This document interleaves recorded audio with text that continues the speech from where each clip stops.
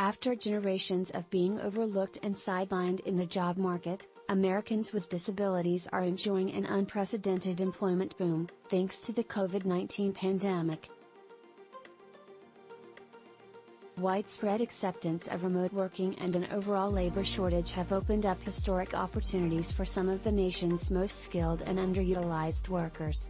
I'm proud to be able to go out and earn a living now, especially teleworking, and do it as a blind man, said Bobby Pellechia.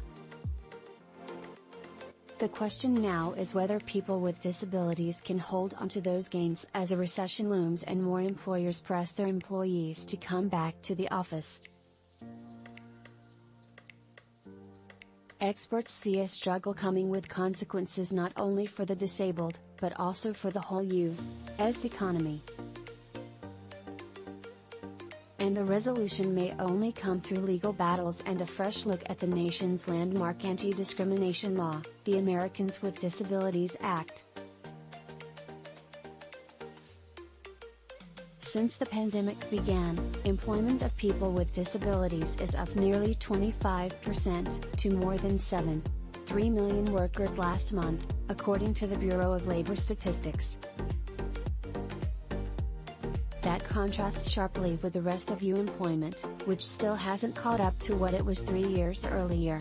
The jobless rate for disabled workers, typically in double digits and 12.3% 2 years ago, dropped to 5.8% in November.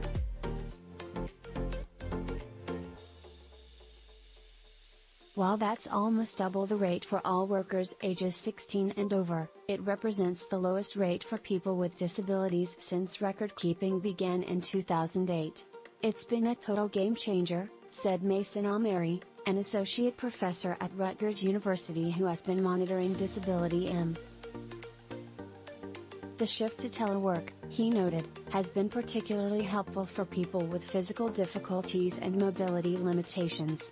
The ability to get to work via this 10-second commute is to their advantage, Ameri said.